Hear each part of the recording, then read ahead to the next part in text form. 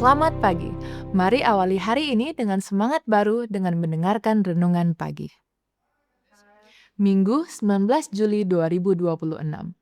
Judul renungan pagi hari ini adalah Semua Berjalan Baik. Kisah J.G. Madison. 1 Petrus 4 ayat 10.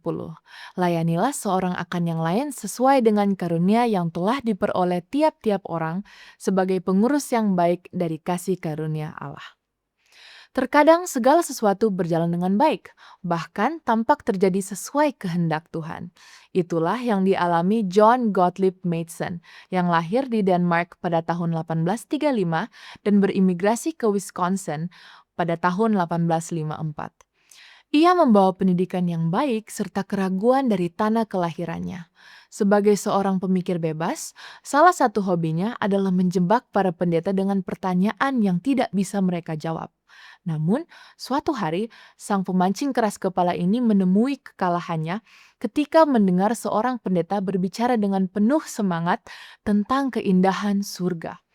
Karena dibesarkan dalam gereja-gereja yang mati di Eropa kuno, ia tidak pernah mengenal agama yang hidup. Pengalaman itu membawanya pada pertobatan. Pada tahun 1859, di hutan sendirian, saya menemukan Yesus sebagai juru selamat pribadi saya. Segera setelah bertobat, ia merasa terpanggil untuk memberitakan Injil. Ia mulai berkhotbah meskipun belum begitu mengenal Alkitab, tetapi Tuhan memberkati ketulusannya. Pada tahun 1860, ia masuk seminari teologi baptis di Chicago, dan pada tahun 1862, ia ditabiskan sebagai pendeta baptis. Kemudian, pada tahun 1863, ia menerima pekabaran Advent. Jemaatnya memintanya memberitakan iman baru itu, dan selama 6 bulan, ia menyampaikan khotbah tentang ajaran Advent. Hasilnya, semua kecuali satu keluarga bergabung dengan gereja Advent. Madison mengembangkan gereja-gereja di kalangan orang Denmark, Norwegia, di seluruh Eropa Tengah dan Utara. Pada tahun 1872, ia menerbitkan majalah Adventidende, majalah Advent pertama yang tidak berbahasa Inggris. Salinannya dibawa ke Skandinavia dan membuat banyak orang bertobat. Mereka menulis surat ke Amerika meminta misionaris. Madison menerima panggilan itu pada tahun 1877. Selama 11 tahun, ia mendirikan gereja-gereja di Denmark, Norwegia, dan Swedia, membentuk konferensi pertama di luar Amerika Utara, Denmark 1880, dan mendirikan percetakan pertama di luar Amerika Serikat.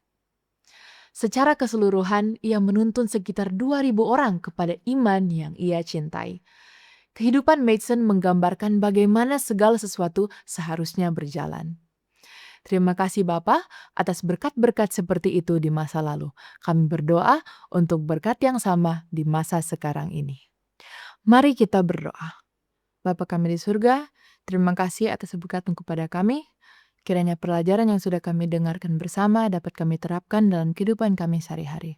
Tuhan berkati kami sepanjang hari ini. Dalam nama Yesus kami sudah berdoa. Amin. Demikianlah renungan pagi hari ini.